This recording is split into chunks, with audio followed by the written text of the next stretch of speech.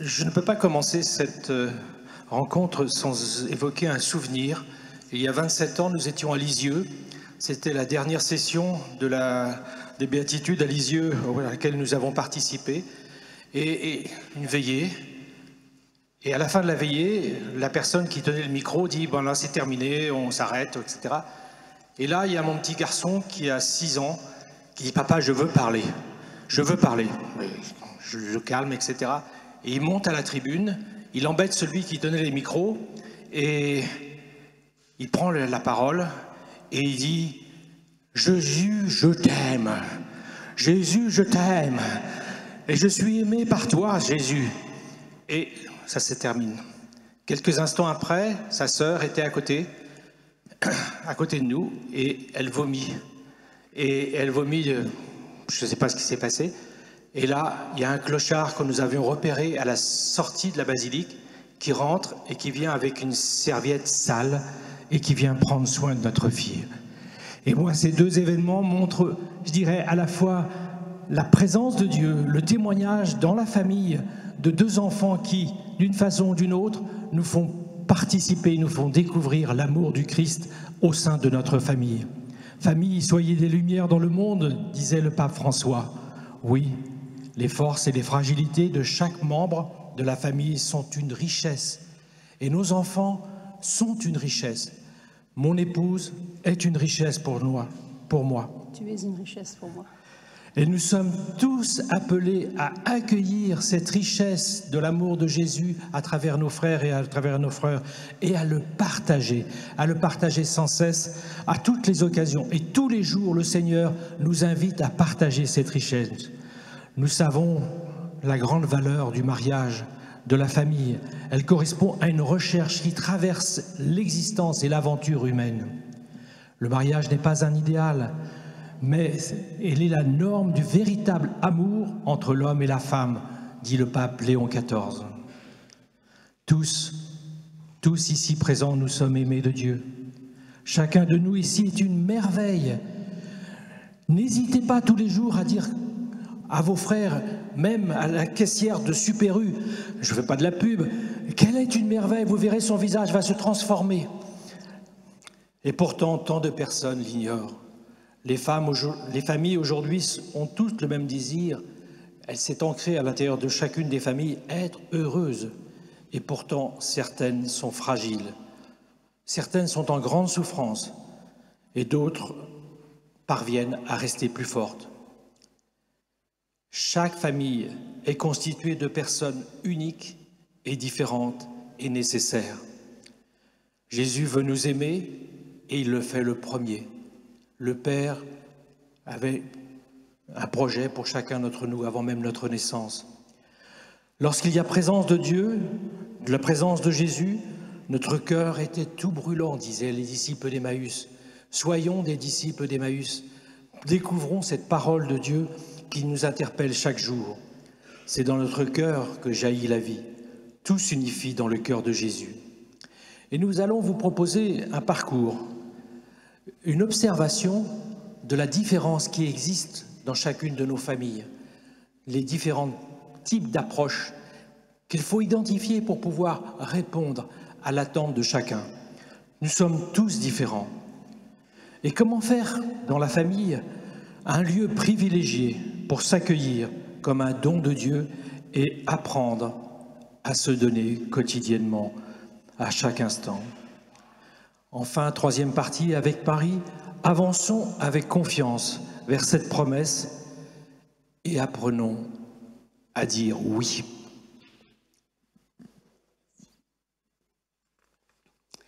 Donc vous avez identifié les trois parties. D'abord, on va voir comment on est tous différents. Ensuite, on va l'appliquer à la famille. Et ensuite, on va voir avec Marie comment on peut avancer avec confiance. On est tous différents. Vous avez remarqué hier que dans l'homélie, le Père nous a beaucoup parlé de la dimension du don, d'apprendre à se donner complètement.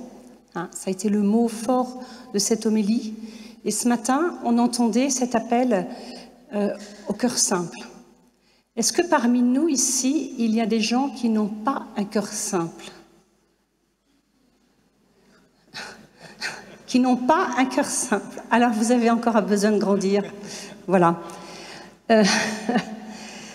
On va voir ensemble ces différents cœurs. Vous savez que Lourdes est la cité des cœurs simples.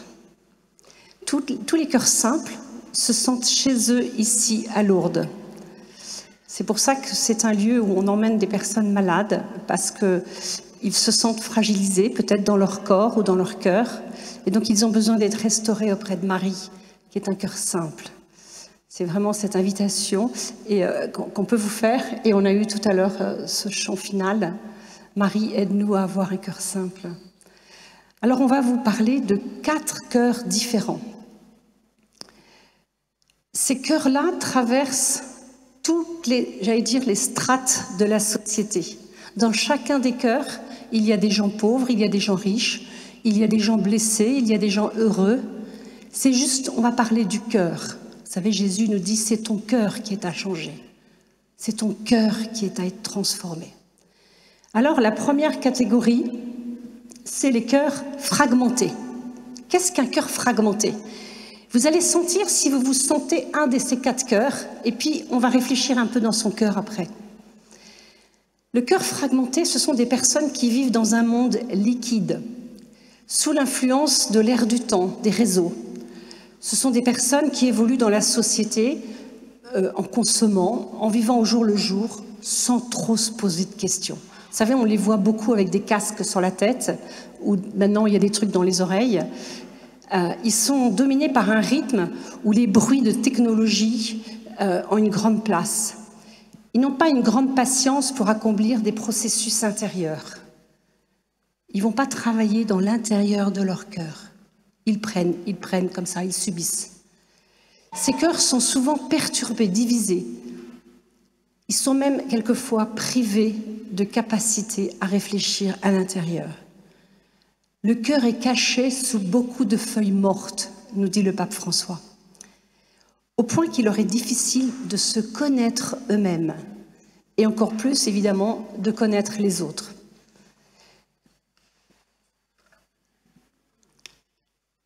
Ils ne se donnent plus les moyens de penser, ne cherchent plus à comprendre, ils pensent à travers les médias.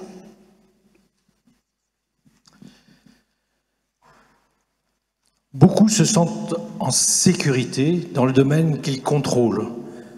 Ils exercent leur intelligence et leur volonté afin de construire leur propre système de défense et de pensée.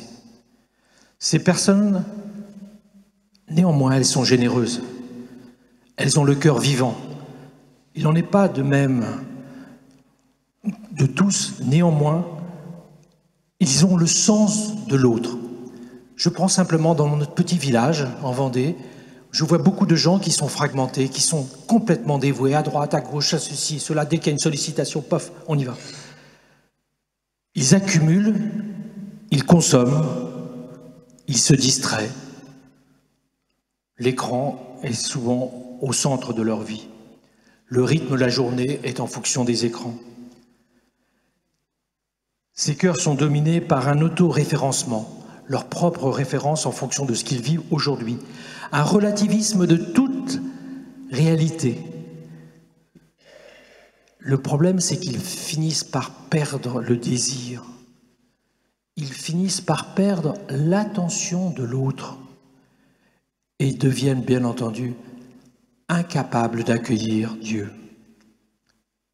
Et pourtant, le plus central de notre intimité humaine est créé pour l'amour. Et cette réalité, ce centre, ne réalise pas le projet que Dieu a pour chacun d'entre eux. L'amour du Christ est le seul qui peut nous sortir de cet engrenage. Il est en mesure, celui qui est fragmenté, de donner du cœur à cette terre et de réinventer l'amour. Mais nous pensons qu'il y a beaucoup plus en eux. Il y a cette capacité qui est un peu édulcorée, voire, comme disait Marie-Gabrielle, comme disait le pape d'ailleurs, enterrée sous des feuilles mortes, sous des gravats. Si Jésus ne trouve pas en lui une ouverture, une confiance, son amour ne pourra pas toucher son cœur.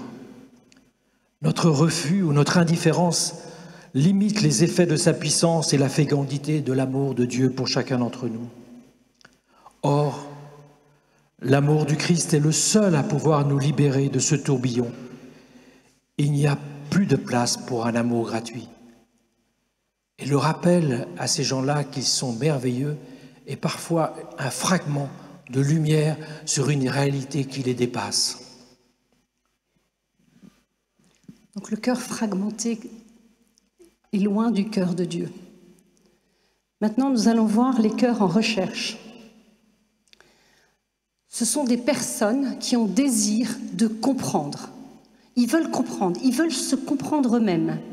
Ces cœurs cherchent dans la multitude des spiritualités nouvelles ou des trucs paramédicaux ou les nouvelles thérapies de soins, ils recherchent une réponse à leur désir d'être unifiés. Ils cherchent des réponses à des questions essentielles. Qui suis-je? Qu'est-ce que je cherche? Quel est le sens de ma vie? Mais ils ne savent pas où trouver la réponse.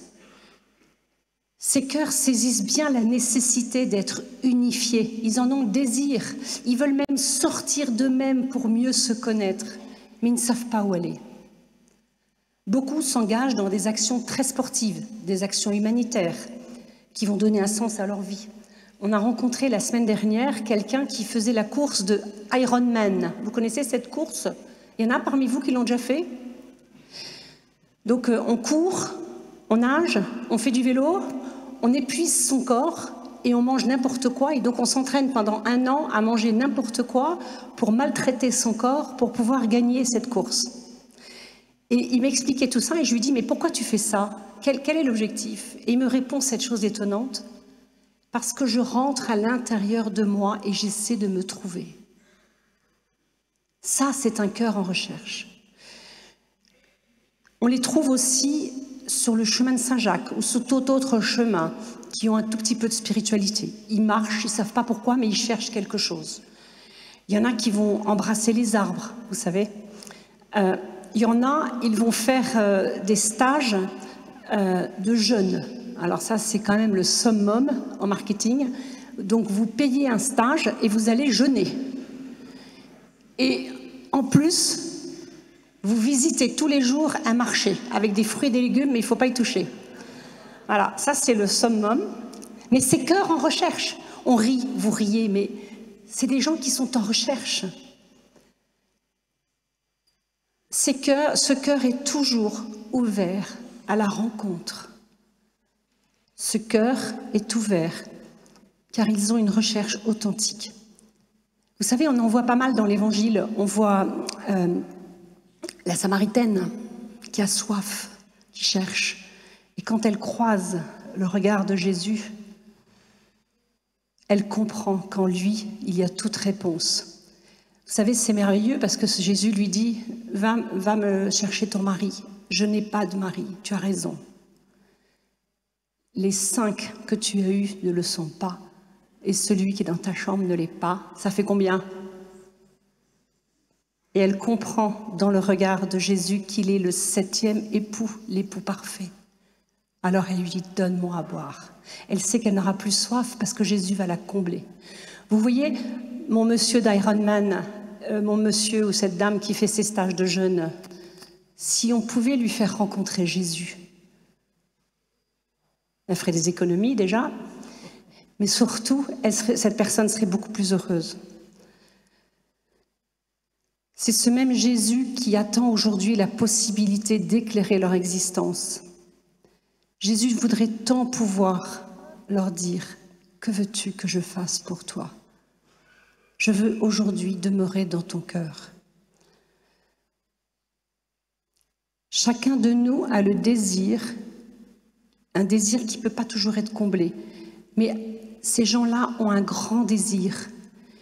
Et s'ils rencontraient le cœur de Jésus, ce cœur serait de plus en plus comblé. La troisième catégorie, ce sont les cœurs satisfaits. ceux qui pensent être satisfaits. Ce sont des personnes qui connaissent le Christ, s'efforcent de le suivre et souvent aspirent à faire comme le Christ. Ils ont la volonté de mettre en pratique le message du Christ, mais plus sous une forme moraliste, autosuffisante. Ils ont souvent une relation rigoriste, faite de devoirs, tout en oubliant la grâce et la notion de l'Eucharistie, de la force et de la miséricorde. Certes, ils participent à la vie de l'Église, mais cela ne va pas plus loin. Ils ont leur relation sociale avec l'Église. Ils cherchent leur propre bien-être dans des propositions religieuses qui leur sont faites, rassurantes, car en communauté. C'est quand même impressionnant de voir la sortie et l'entrée des églises le dimanche. Le nombre de gens qui sont au fond de l'église. J'ai l'habitude de dire que j'aime bien être dans le narthex de l'église. Ce sont des gens qui viennent une fois de temps en temps à l'église et qui ne sont pas accueillis, mais qui sont là. Hein, voilà, ils sont là. Et voilà. Est-ce que nous les accueillons, nous, en tant que cœur satisfait, nous les accueillons, nous les regardons. Les narthex d'église sont à observer. Cela constitue des communautés, parfois des communautés où des pasteurs sont engagés. Ils se concentrent sur les activités extérieures, sur des réformes structurelles de la paroisse, parfois dépourvues de mission, d'évangélisation. Ils ont une obsession de l'organisation, de la sécurité, parfois des projets mondains, des réflexions sécularisées et des propositions qui se présentent comme des prescriptions que l'on veut parfois imposer à tous. Ce sont des risques sérieux. Ce sont des personnes néanmoins qui ont rencontré le Christ. Ces cœurs ne prennent pas le temps de se plonger seuls dans l'amour de Jésus. Ils ne s'émerveillent pas, la notion d'émerveillement est quelque chose de fondamental, ne s'émerveillent pas de cet amour inconditionnel que le Christ a pour chacun d'entre nous. Leur foi n'est pas partagée. Ils s'efforcent de la vivre, mais elle n'est pas partagée. Et très souvent, ils ne sont pas dans la joie, ils ne sont pas dans la ferveur de la mission de personne à personne, de la prise en compte de leurs frères et de leurs sœurs qui est en Jésus-Christ. Le Christ est en chacun d'entre nous. Et pourtant, nous pouvons dire que Jésus a lui-même accepté de limiter la gloire débordante de sa résurrection. Il aurait pu avoir une résurrection, je dirais, époustouflante, frappante. Non, il a voulu respecter la liberté de chacun d'entre nous. C'est une richesse incroyable que le Christ, que Dieu a donné à chacun d'entre nous d'être libre. Libre de diffuser l'immensité et le brûlant amour dont il nous aime. Mais cela passe par notre coopération. Sans notre coopération, le Christ ne peut pas toucher.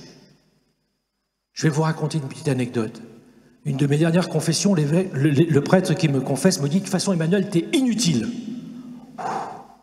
Dur, ça commence mal. T'es totalement inutile.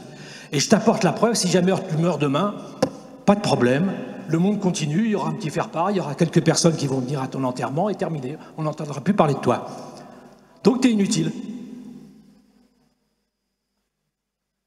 Mais il continue en disant, mais tu es utile, et tu es profondément utile si tu mets dans ta propre vie l'action de Dieu, l'action de Jésus, et que tu témoignes de l'amour.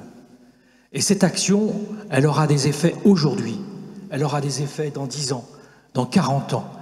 Mon expérience est que 40 ans après, certains ont découvert ce que je leur avais dit il y a 40 ans. J'ai eu un coup de téléphone l'autre jour d'un collègue de bureau qui m'a dit « Tu m'avais parlé des retraites ignatiennes. » Ah, ben j'en ai fait une aujourd'hui. Et c'est complètement différent. Ma vie est en train de changer. J'ai attendu 40 ans. J'étais heureux. C'était vraiment une joie intense de voir que finalement, 40 ans après, la petite graine avait germé. Mais encore faut-il que nous qui sommes des chrétiens satisfaits, que nous ayons le sens de laisser la place au Christ, de lui laisser la place et de faire en sorte que nous ayons confiance et que nous soyons ouverts à son amour qui est débordant et qui dépasse largement notre capacité humaine. Il nous faut entendre son appel et le rendre présent dans le monde. Je vais vous raconter encore une petite rencontre que j'ai faite récemment. Un général très haut placé dans l'armée française m'a dit « l'Eucharistie, l'adoration, mais c'est une bombe nucléaire !» Quand vous avez un militaire qui vous dit ça, waouh, tous les matins, il va à l'adoration. Hein, c'est une bombe nucléaire. Est-ce que nous sommes à même de pouvoir déclencher des bombes nucléaires? D'amour.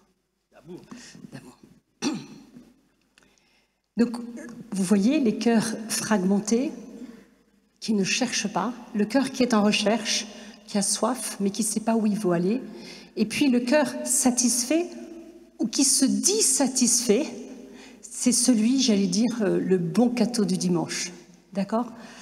Pour faire court, ça va? Et le dernier, c'est le cœur unifié dans l'amitié de Jésus. Alors ce cœur, il accepte l'amitié du Christ et il en est comblé, tellement comblé qu'il déborde. Il a envie d'en parler. J'espère que parmi nous, il y a beaucoup de cœurs unifiés par l'amour de Jésus. Il laisse le Christ aller au plus profond de son cœur pour lui laisser la place et entendre, écouter ce que Jésus veut me dire. Ce cœur a laissé Jésus poser son regard sur lui, particulièrement dans l'Eucharistie. Ce regard qui transforme, ce regard qui redonne une dignité. Toute personne, quel que soit le broyage de son corps, est le même que toi, que moi, devant Jésus Eucharistie. Il retrouve sa dignité devant le cœur de Jésus. Ils sont dans une relation d'amitié et d'abandon avec le Christ. Ils sont attirés par son amour. Un cœur touché va contempler l'amour de Jésus pour lui et il va avancer vers l'amour infini, miséricordieux de Dieu. Dans ces cœurs qui ont reçu cette amitié de Jésus, il y a des grands pécheurs. Il y a des grands pécheurs qui savent combien Jésus est grand en miséricorde. Il y a des prisonniers, il y a des vies cabossées. Ce cœur aime, adore, il demande pardon, il s'offre. Il s'offre à Jésus parce qu'il veut le suivre. La dévotion au cœur du Christ est essentielle à leur vie, car elle signifie une ouverture pleine de foi, d'adoration au mystère de l'amour divin et humain du Seigneur. Au point, nous dit le pape François, que nous pouvons affirmer une fois de plus que le Sacré-Cœur est une synthèse de l'Évangile.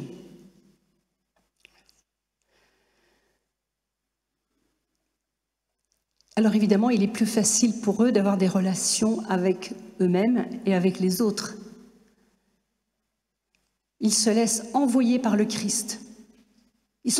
Ces cœurs-là se disent « j'ai pas besoin d'une licence de théologie pour aller parler de Jésus. J'ai pas besoin de ça. Je vais juste témoigner de cet amour de Jésus pour moi. » J'ai dans le cœur un ami qui est toujours avec son bracelet électronique. Mon Dieu, qu'il en a fait des bêtises. Mon Dieu, qu'il en a fait. Mais je vous assure que quand il vous parle de Jésus, vous êtes retourné. Vous n'avez qu'une envie, c'est d'aller vers Jésus. Parce que Jésus, il l'a rencontré et vraiment, il a été transformé par la vie de Jésus. Il est sacristain aujourd'hui et il s'amuse à nous dire que le juge ne sait pas écrire sacristain. Parce qu'on lui a demandé son métier, il a dit sacristain et ils ont mis sacré et puis stain derrière. Ça l'a beaucoup amusé. Ces gens-là, ces cœurs unifiés se laissent envoyer par le Christ. Ils ont un grand désir de le partager, ils vont en parler simplement. Pour eux, Jésus le mérite. Jésus mérite qu'on parle de lui. ils le font aussi parce qu'ils savent que s'ils ne le font pas, leur amitié avec Jésus va se refroidir. Et comme ils veulent que cette amitié reste chaude, alors ils parlent de Jésus.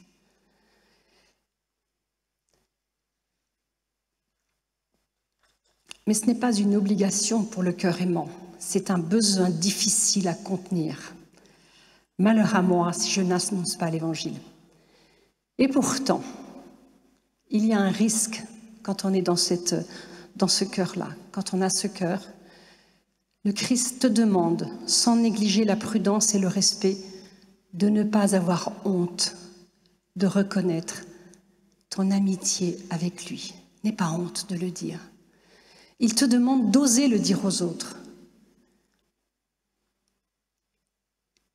Quiconque se déclare pour moi devant les hommes, moi aussi, je me déclarerai pour lui devant mon Père. Le cœur du Christ veut avoir besoin de nous. Le cœur du Christ veut avoir besoin de nous. Et aussi du Père Michel et de Brenty qui ne se sentent pas simples. Il a envie d'avoir besoin d'eux. De Cathy, pardon. Il a envie d'avoir besoin de vous. Tous ceux qui ne se sentent pas simples, qui se sentent blessés, qui se sentent au-dessus de tout ça, Jésus a besoin de vous. C'est comme un appel, une vocation à faire le bien. Ce cœur unifié dans l'amour, dans l'amitié de Jésus, dans l'amour de Jésus, il va s'adresser à qui? Au cœur fragmenté, au cœur en recherche et au cœur qui se disent satisfaits. Mais il y a un danger, c'est que notre cœur devienne satisfait. Si je suis unifiée à Jésus, je dis c'est bon, nous on a fait notre intervention aujourd'hui, on va aller se coucher maintenant, on va aller faire une randonnée, c'est bon, on a fait notre job. On risque d'être un cœur satisfait. Vous comprenez ce que je veux dire? On va se contenter de pas grand-chose. Et ça, c'est un risque.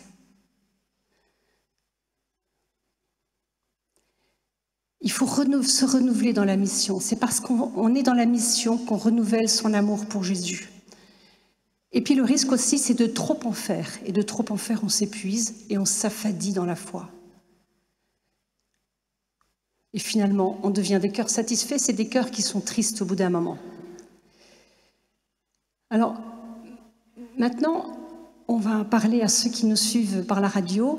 Ah, Emmanuel va rajouter. Le fruit de cette décomposition est en fait le fruit d'une réflexion que je crois que c'est intéressant de le situer. Nous avons eu début juin avec le dicaster. Le dicaster, c'est un ministère de l'Église qui est le ministère de la famille, de laïque et de la vie. Et la réflexion était comment évangéliser les familles et avec les familles. Et en discutant avec une quarantaine de représentants du monde entier, tous les continents étaient représentés, eh bien, cette décomposition est apparue. Car il est important, quand nous sommes en mission, de déterminer à qui on s'adresse.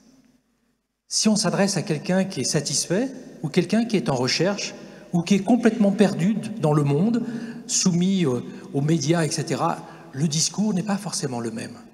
La finalité est la même. L'approche n'est pas forcément identique. Et on doit exercer, je dirais, à la fois notre capacité à nous adapter, tout en diffusant cette réalité de la connaissance de l'amour de Jésus. Mais il faut exercer notre intelligence pour ça. Et ça, c'est très important. Car sinon, on risque de, si jamais on arrive avec tout un message théologique, comme le disait Marie-Gabrielle, à des gens qui sont complètement fragmentés, c'est comme la parole du semeur, ça va sécher très vite.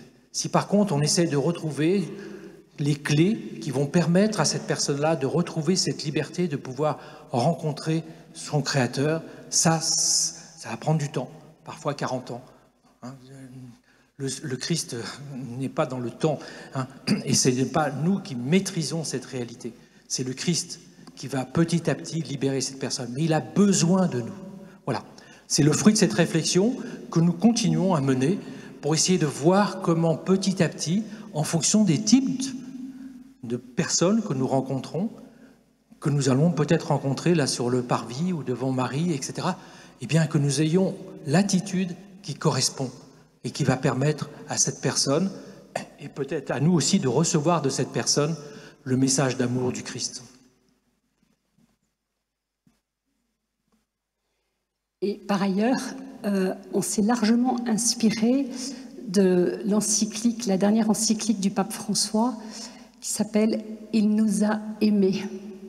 Il étant le cœur de Jésus. En le lisant et en le relisant, on a vu ces 4 cœurs ressortir.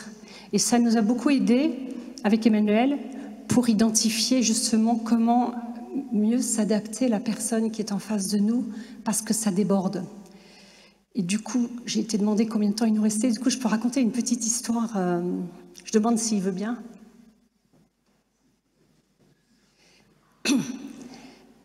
On était au restaurant tous les deux, c'était au mois de janvier, fin janvier. On venait d'avoir 2 jours sur la beauté du corps dans le projet de Dieu, la beauté du corps masculin, féminin, la beauté de la sexualité dans le cœur de Dieu, comment Dieu, ce que Dieu avait prévu de toute éternité dans la beauté du corps masculin et féminin. On avait 150 jeunes devant nous, on avait le feu à la fin de la journée parce qu'on a vu des choses extraordinaires. Et le soir, on allait au Sable d'Olonne voir le bateau qui arrivait du Vendée Globe. D'accord ? Et pas de chance, au moment où on arrive, le bateau a été détourné à La Rochelle. J'étais très contrariée. Parce que toute l'après-midi, j'ai regardé l'heure, je voyais le bateau qui retardait. Merci Seigneur, merci Seigneur, merci Seigneur. Je vais voir l'arrivée de Clarisse. Et zou, elle est détournée à La Rochelle. Grosse frustration. Emmanuel m'invite au restaurant pour me calmer. Et on discute. Et derrière nous, ça reste entre nous, hein, ce que je vous dis. Il n'y a pas d'enfants. 6 personnes échangistes. Vous savez ce que c'est que des échangistes? D'accord. 6 personnes échangistes qui avaient un petit peu un niveau d'alcool assez fort et qui racontaient leurs expériences. Donc on a tout entendu.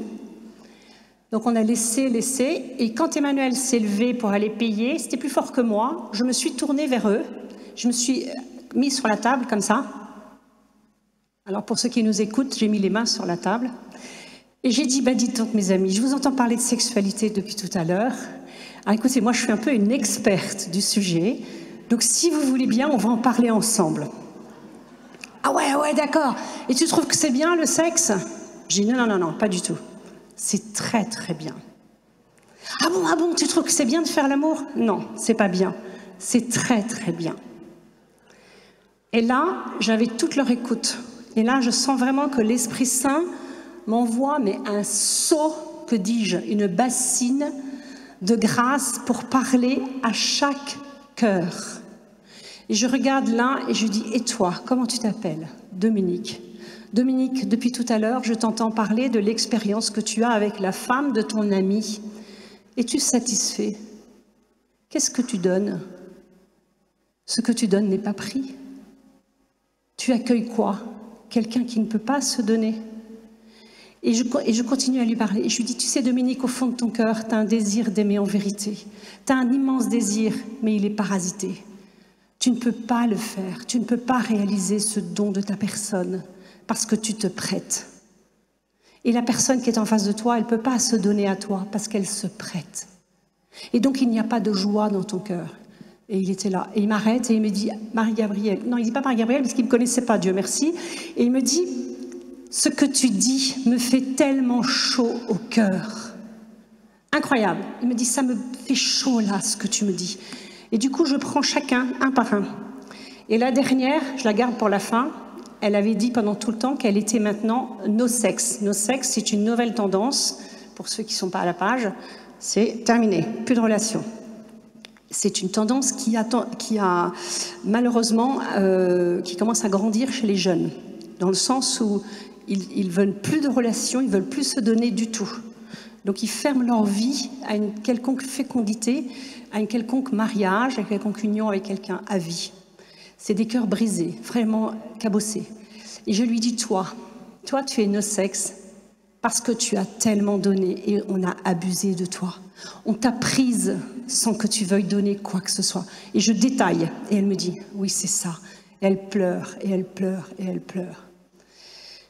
Ça a duré 25 minutes, chacun. Et à la fin, non, en tout 25 minutes, j'ai eu chacun à parler comme ça. Et à la fin, je mets mon manteau et je leur dis, je vais vous dire quelque chose. Si j'arrive à vous dire tout ça, c'est parce qu'il y a une personne qui m'aime quoi que je fasse, qui m'aime d'un amour brûlant, qui m'aime dans chaque partie de mon corps. Et cette personne, elle m'apprend à aimer, elle m'apprend à me donner. Et je parle du cœur de Jésus, mais sans le nommer. Et il se trouve que sur mon manteau, j'ai un Sacré-Cœur comme ça, qui va du dos jusqu'à là, que j'ai cousu, qui vient de nos frères africains. J'avais trouvé un tissu, j'ai découpé, je l'ai cousu sur mon manteau. Et je me retourne et je leur dis, voilà celui qui est la source de tout amour. Et là, je vous promets, mes amis, il y a eu un silence. Et voilà ce que j'ai entendu. J'en suis émue en vous en parlant. Jésus, Jésus, Jésus. Ces cœurs devant nous, prononcez le nom de Jésus. Bilan, n'ayez pas peur. L'Esprit Saint vous envoie la bassine nécessaire sur la tête pour parler au cœur en recherche. Qu'est-ce que vous risquez de ne pas parler, de ne pas dire la vérité de cet amour qui vous transforme? Vous risquez quoi? De vous affadir. Vous risquez de vous affadir. Donc, il est important, voilà un peu ces 4 cœurs. Donc, vous allez prendre... Non, c'est pas fini. Alors, maintenant, vous allez... on va prendre un temps, une petite minute. Vous allez fermer les yeux. Pour ceux qui prendront cette intervention en podcast, ou pour ceux qui suivent à la radio, eh bien, vous pouvez aussi fermer les yeux et vous poser la question. Et moi, comment est mon cœur aujourd'hui ?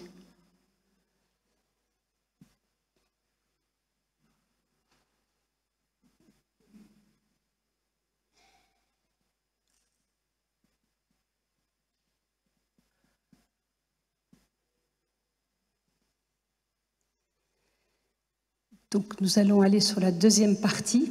Comment en famille, pourquoi la famille est le lieu privilégié pour pouvoir s'accueillir et faire grandir ses cœurs. Comment on peut apprendre à se donner. Avant de partir, le pape François, 5 ans avant de partir, a fait rédiger un document qui s'appelle « Itinéraire catéchuménaux pour la vie conjugale ». Et dedans, il y a une partie qui concerne les 0-20 ans. Les 0-20 ans. Et il donne un peu la ligne de tout ce qu'on doit transmettre aux enfants entre 0 et 20 ans. Je pense que si nos frères et sœurs en charge du catéchisme et de l'aumônerie lisaient ce document, ils transformeraient leur catéchisme. Et parfois, ceux qui sont très jeunes sont capables de nous transmettre des choses incroyables. Une petite anecdote. Notre fils qui est ici,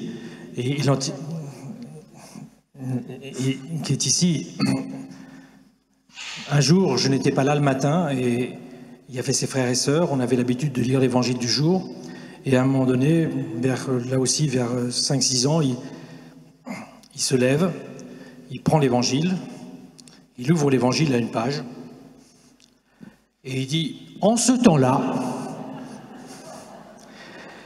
Jésus disait « Amour ».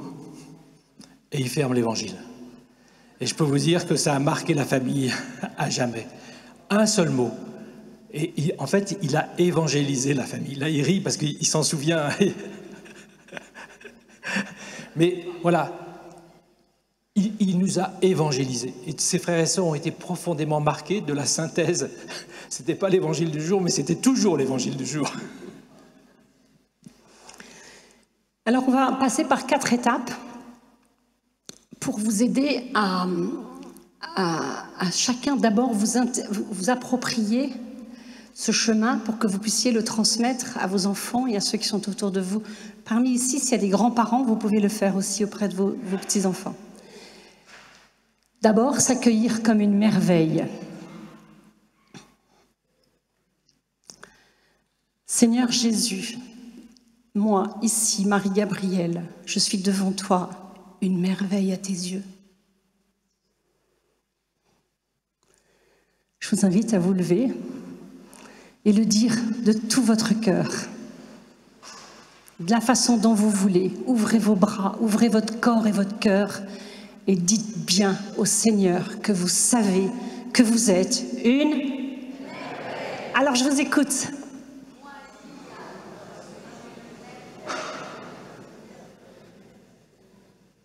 Je n'ai pas entendu très fort, hein. Vous êtes des petites merveilles. Hein. Allez, on y va. Oui, plus fort. Allez.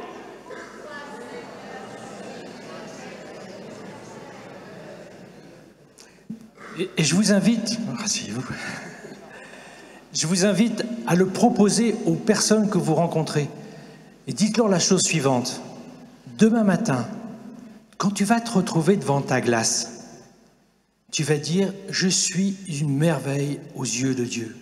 Et vous allez voir, moi je ne l'ai pas vu parce que chacun le fait dans son cabinet de toilette ou je ne sais quoi, mais les personnes déjà anticipent par la proposition que je leur fais, par leur regard, le sourire qu'ils ont, « Ah ouais, je suis une merveille ».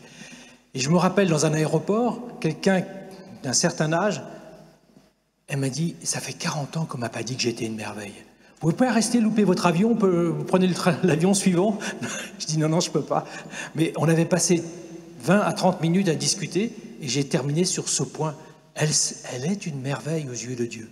Je n'ai pas rentré beaucoup plus loin dans le cœur du message, mais elle était transformée. Donc, nous sommes invités... N'hésitez pas à le dire à vos enfants. Tu sais, tu es une merveille dans mes yeux. Je vois des parents là avec leurs enfants. Tu es une merveille dans mes yeux, mais tu l'es encore plus dans le cœur de Dieu. Tu es vraiment une merveille. Tu sais bien que je vois votre fils là qui est à côté de vous, qui joue avec ses petites voitures. Regardez le nombre de cheveux qu'il a sur la tête. Vous savez combien il y en a ? Vous savez, madame, combien il y a de cheveux sur sa tête? Dieu le sait. Vous imaginez le temps qu'il faut pour compter le nombre de cheveux sur la tête de quelqu'un? Alors vous, c'est plus facile, monsieur. Mais le monsieur est chauve, comme Emmanuel. Mais lui, il a beaucoup de cheveux. Vous vous rendez compte le temps que Dieu passe sur ta tête pour compter le nombre de tes cheveux? Voilà. Tu es une merveille dans le regard de Dieu. Tu es tellement aimé. Il t'a désiré. Tu es unique. C'est tellement important qu'aujourd'hui on le sache. Ça va? Le deuxième point par lequel il faut passer, c'est reconnaître que chacun des membres de la famille est un bien commun. C'est un bien commun de la famille. Et on doit donc en prendre attention à ce bien. Chacun est nécessaire. Et notre petit garçon qui est ici, il est nécessaire. Si vous saviez tout ce qu'il a apporté à la famille, mais c'est incroyable. Et c'est pas un théologien. Hein. Et ses frères et sœurs, parfois, appellent uniquement parce qu'ils ont besoin. Moi, je suis sidéré de voir mes enfants qui disent « Mon papa, très bien, passez-moi Louis Bernard. Ça me fait du bien. Ça me fait beaucoup plus de bien que quand je vous entends. » Donc, voilà. C'est un bien commun qu'il faut partager, qu'il faut reconnaître. La présence du Christ est en chacun des membres de la famille, qu'il soit loin, qu'il souffre, qu'il soit dans la joie, qu'il soit dans la béatitude, qu'il soit dans l'émerveillement, qu'il soit dans la souffrance, qu'il soit... Voilà, il est un bien. Vous voyez le profil, l'adolescent mal rasé, les cheveux là, qui sent mauvais avec son casque. Il est un bien commun. D'accord ? Il faut vraiment... Chacun est un bien commun. Mais chacun est vulnérable. Et donc, on doit prendre soin de l'autre. Prendre soin de l'autre. Être attentif à ses besoins. Être attentif à ce qui est bon pour lui. Être attentif à ce qui ne va pas l'écraser. Le respecter. Il faut en prendre soin. Donc, Je suis une merveille, je suis un bien commun, je suis un bien pour les autres, et je dois prendre soin de moi aussi. Je dois accueillir ce qui est inscrit en moi, la fragilité de mon corps qui vieillit, qui a mal ici, qui a mal là, je l'accueille. J'accueille tous les besoins de mon corps, tous les besoins de mon cœur, je prends soin de ça. Mais l'autre aussi est une merveille, qui est un bien pour moi. Je l'accueille et je vais en prendre soin. Donc je ne vais pas le craser, je ne vais pas l'utiliser. Je vais le regarder en essayant de le regarder avec le même regard que Jésus a sur lui. Ça va? Après, il y a une interro. Ce bien commun, il y a des règles à respecter pour pouvoir en prendre soin. Et donc, ces règles, elles sont inscrites dans la loi naturelle, la loi que Dieu nous a donnée, cette loi d'amour. Et ces règles, elles sont communes et en même temps, elles sont un petit peu personnalisées en fonction des profils des personnes. Il est clair qu'entre un adolescent et un jeune bébé, c'est pas tout à fait la même chose. Mais dès le plus jeune âge, comme l'expliquait Marie-Brielle avec les itinéraires catéchuménaux, il est nécessaire d'éveiller auprès de l'enfant qu'il y a des règles à respecter. Des règles pour pouvoir permettre à chacun de s'épanouir. Donc, ces règles, il faut les connaître. Elles ne s'imposent pas comme étant une règle absolue, etc. Elles s'imposent au sens de l'outil de l'amour. C'est un outil d'amour. C'est un chemin de bonheur. Il faut développer, là aussi encore, notre intelligence pour pouvoir s'adapter et faire en sorte qu'on puisse énoncer auprès de nos frères et de nos sœurs un certain nombre de règles. Parfois, des personnes viennent nous voir et nous demandent comment il faudrait-il faire, etc. Il faut les faire réfléchir à comment, petit à petit, en fonction des circonstances, construire ces règles. Parce que ce n'est pas forcément les mêmes règles selon les périodes de la vie. Donc, comme dit Emmanuel, ces règles sont inscrites dans la nature. Tuer est toujours mauvais. C'est inscrit dans la nature. On ne tue pas une personne. Et donc, la règle qui va s'imposer, c'est d'en prendre soin, de veiller à l'accompagner si elle est malade et peut-être même mourante. La tuer n'est pas une bonne chose. La règle que je dois développer, c'est d'en prendre soin et l'accompagner jusqu'à la fin. Vous voyez, broyer une personne ou écraser une personne est quelque chose qui peut être facile à faire, se moquer d'une personne. On lui vole sa dignité. On ne vole pas la dignité de quelqu'un. Donc on cherche les règles pour la valoriser, pour en prendre soin. Et avec son intelligence, et puis la grâce de Dieu, le cœur de Jésus va nous éclairer sur les bons chemins à prendre pour respecter cette personne. Quelles sont les règles qui sont bonnes pour cette personne? Et c'est un chemin de bonheur. Ces règles sont là pour le bonheur. Ce n'est pas des règles qui nous contraignent et qui vont nous interdire de faire, mais elles vont nous aider, nous guider à être heureux. Et 5e point, je suis responsable. Qu'on arrête de dire « Ah ben c'est pas de ma faute, ah ben j'y peux rien ». Non, je suis responsable de respecter la personne qui est en face de moi. J'ai une intelligence, j'ai un cœur et j'ai une capacité à décider de faire ou de ne pas faire. Je suis responsable. C'est très important. Vous savez, il y a une maîtresse de CM2 qui nous disait, ce qu'on lui avait expliqué, ça s'appelle les règles de la grammaire de la vie. Vous savez, quand on écrit, il faut une grammaire pour comprendre le français. Eh bien, c'est pareil, dans la vie, il y a une grammaire de la vie. C'est Benoît XVI qui parlait de la grammaire de la vie qu'il faut apprendre. Eh bien, cette maîtresse dit, j'ai appris les 5 clés de la grammaire de la vie à mes enfants. Quand c'est le bazar, je leur montre la main et ils se calment. Quand la cloche sonne, ils ne sortent plus comme des furies.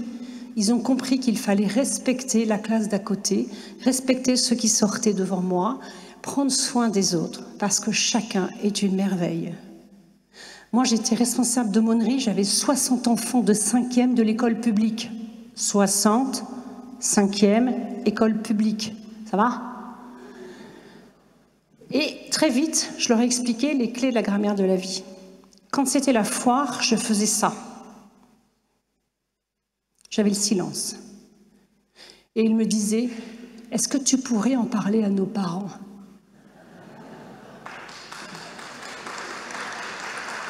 Pourquoi? Parce qu'ils avaient envie d'être respectés. Ils avaient envie d'être regardés comme une merveille dans le regard de leurs parents. Il a fallu que je le dise aux parents. Et les parents m'ont écrit en me disant « J'étais seule dans la forêt avec mon ado, je lui ai dit qu'il était une merveille, notre relation a été transformée, je vous remercie. » Vous voyez, c'est pas grand-chose. Juste dire « Mais vous êtes une merveille. » Ça va? Un petit témoignage. Le prêtre dont je vous ai parlé tout à l'heure, qui me disait être inutile, je lui ai posé des questions, etc. Puis à un moment donné, il me dit « Moi, j'ai jamais converti personne. Jamais converti personne. » Oh, je dis « Mon père, quand même, là où vous êtes, j'ai des tas de choses merveilleuses, etc. » Non, j'ai jamais converti personne. Je vais avec Jésus, avec l'ostensoir, et je me balade avec l'ostensoir, et puis là, je vois les petits-enfants qui arrivent. Et là, je leur parle de Jésus, de celui qui est là et qui est présent, etc. Et puis après, ils repartent. Et quelques heures ou quelques jours après, ou le soir même, il y a les parents qui viennent me voir et qui me disent « On a entendu parler, nos enfants nous ont dit, il fallait qu'on vous rencontre, etc. » Et à ce moment-là, je leur parle. Mais tout le travail a été fait par les enfants. C'est pour ça que cette découverte de la grammaire de la vie peut toucher les plus jeunes. Et petit à petit, il y a germe. C'est les parents qui sont convertis par leurs enfants de par l'action du Christ lui-même à travers sa présence. Mais il a fallu quand même que le prêtre prenne l'ostensoir et aille dans les bidonvilles. Waouh, hein? Eh bien, voilà, c'est la réalité. Il faut avoir le courage, je dirais, de respecter et de promouvoir ces règles et de faire en sorte que petit à petit, on permette à chacun de pouvoir participer, je dirais, au rayonnement de l'amour de Dieu. Une règle, par exemple, fondamentale, l'homme ne peut, alors la femme aussi, hein, l'homme avec un grand H ne peut se réaliser que par le don sincère de lui-même. Ça vient de qui, ça? Jipitou. L'homme ne peut se réaliser que par le don sincère de lui-même.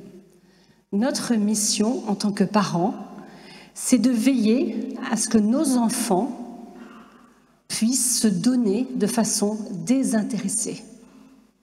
Alors vous voyez, quand on a fait, par exemple, nous, les semaines, toi tu fais le couvert tel jour, toi tu fais ça tel jour, etc. Ils ont commencé à faire du marchandage entre eux en disant, écoute, je te prends 2 mises de couvert et tu me feras 3, je sais pas quoi. J'ai dit, on arrête tout. En fait, on arrête là, ça suffit. Maintenant, vous allez tous le faire gratuitement, sans intérêt, sans échange, sans rien. Ben, ça a commencé à changer les choses, en fait. Et notre mission, alors peut-être que parmi vous, il y a des parents qui ont des enfants handicapés, différents, des enfants en fragilité. Votre mission, notre mission de parents ayant des enfants différents, c'est de veiller aussi à ce qu'ils puissent se donner de façon désintéressée. Quand est-ce que l'Église ouvrira des maisons où nos enfants pourront se donner publiquement de façon désintéressée? C'est une vraie question que je pose à l'Église aujourd'hui. Parce que nos enfants peuvent donner. Louis Bernard fait beaucoup de choses à la maison de façon désintéressée. Alors on me dit, oh, mais t'abuses, tu lui demandes ça. Non, non, pas du tout. C'est quelque chose qu'il sait faire. Il sait que ça fait plaisir. Alors il le fait. Et donc notre mission, les tout petits enfants, commencer à leur apprendre à donner des choses, à se donner, parce que c'est comme ça qu'ils seront heureux. Donc voilà, on a vu un petit peu comment se donner en famille avec ces 5 clés de la grammaire de la vie. Et pour terminer, donc nous allons aller, on est à Lourdes, dans la cité des cœurs simples. On va voir avec Marie comment on peut avancer là-dessus, vers le cœur de Jésus. Donc avec Marie, avançons avec confiance vers cette promesse. et apprenons à dire oui. Un oui profond, sincère, libre, qui va permettre, je dirais, lui permettre d'habiter notre cœur et comme elle, d'avoir confiance en Christ. Marie est notre mère à chacun d'entre nous. Elle est un signe d'espérance. C'est incroyable de voir que finalement, jusqu'à la fin, elle ne comprend pas tout. Même, je pense que face au Christ sur la croix, ça la dépasse. Mais elle dit oui. Elle est la petite servante du Père qui tressaille de joie dans la louange. Elle est attentive. Elle est l'amie de toujours pour que le vin ne manque pas. Le Christ, à un moment donné, lui dit « Femme, bon, ok. » Non, mais elle pense, je dirais, et elle a le souci de chacun d'entre nous. Elle est celle dont le cœur est transpercé par la lance et qui comprend toutes les peines. Petit à petit, elle comprend toutes les réalités de la profondeur de l'amour de son Fils qui va jusqu'à donner sa vie, lui qui est Dieu. Elle est un signe d'espérance pour les peuples qui souffrent les douleurs de l'enfantement jusqu'à ce que naisse la justice. Et Dieu sait si aujourd'hui la justice et la paix est loin dans le monde. Il va falloir que nous restaurions, nous soyons des apôtres de cette paix. Les apôtres, le pape insiste très fortement en ce moment sur cette paix. Soyons la paix ici, à Lourdes, et demain, là où nous serons. Soyons des hommes de justice, la vraie justice qui restaure l'homme. Marie n'a que ce souci-là. Elle est missionnaire. Elle est missionnaire qui se fait proche de chacun d'entre nous et qui va nous rejoindre là où nous sommes, là où nous vivons. Elle ouvre nos cœurs à la fois avec une affection maternelle. C'est beau d'avoir une mère qui offre son cœur. Nous avons, pour beaucoup d'entre nous, eu cette expérience d'avoir l'amour d'une mère. Mais l'amour de Marie est beaucoup plus que ça, puisqu'elle est l'amour d'une mère qui est enracinée dans l'amour de Dieu et qui intercède directement auprès de l'amour de Dieu lui-même pour que nous soyons touchés. Elle marche avec nous, elle lutte avec nous et elle répand sans cesse la proximité de l'amour de Dieu. Il y a un style très marial dans l'activité évangélisatrice de l'Église. Avec elle, avec Marie, nous voyons que l'humilité et la tendresse ne sont pas les vertus des faibles, mais des forts. Avec elle, nous découvrons comment louer Dieu, ce qu'on a fait ce matin. Avec elle, nous apprenons à conserver toutes ces choses dans notre cœur. Avec elle, on saisit mieux, en prenant tout ça dans son cœur, comment reconnaître les empreintes de l'Esprit de Dieu qui agit là, en ce moment, dans mon cœur. Dans les grands événements de notre vie, quand on les médite, eh bien, avec elle, on peut recevoir l'Esprit pour nous éclairer. Avec elle, on contemple le mystère de Dieu dans le monde et dans l'histoire de notre vie quotidienne. C'est avec Marie que nous pouvons cheminer dans ce désir de transmettre, d'être un cœur pris par l'amitié de Jésus pour le transmettre. Juste une petite anecdote. En se présentant, je n'ai pas dit que j'étais vendéen, mais je suis vendéen de cœur. Et il y a Saint Louis-Marie-Rion de Montfort, qui est un apôtre qui a eu une influence très, très importante dans notre région. Et l'autre jour, le prêtre, devant un groupe d'hommes, fait une conférence sur Saint Louis-Marie-Rion de Montfort. Devant un groupe. Oui. Et il fait une conférence sur Saint Louis-Marie-Rion de Montfort. Et pendant une demi-heure, il ne parle que de Jésus. Alors, les gens qui étaient là, les hommes qui étaient là, ils disent mais attendez, on a une conférence sur Marie, vous ne nous parlez que de Jésus. Mais en fait, il interrompt, il nous dit, je suis heureux. En fait, Saint Louis-Marie-Rion de Montfort, parle de Jésus et ne fait que révéler l'amour de Marie pour Jésus. En fait, en avançant avec Jésus, on avance avec Marie. Mais Marie, en fait, est complètement en Jésus. Petit à petit, elle est portée par Jésus, elle est imbibée par Jésus. Voilà. Et en fait, le Christ habite le cœur de Marie. Progressivement, tout au long de sa vie, Marie a découvert l'immensité de l'amour de son Fils pour les hommes. Et elle se met au service de cette réalité. Voilà, il n'y a pas de différence entre Jésus et Marie. Tout à toi, Marie, Jean-Paul II. On peut aller à Jésus tout seul, on peut aller vers Jésus tout seul, mais on y va encore plus vite et encore mieux avec Marie. Alors pour terminer, on va revenir sur nos cœurs. Chacun de nous est capable d'unifier et d'harmoniser ce qui est fragmenté dans son cœur, ce qui est blessé. Il suffit de tourner son cœur vers Jésus. C'est ce que l'Évangile exprime avec Marie qui regarde avec le cœur. Comme je vous le disais, elle savait dialoguer avec ses expériences en gardant toutes ces choses dans mon cœur. Elle méditait.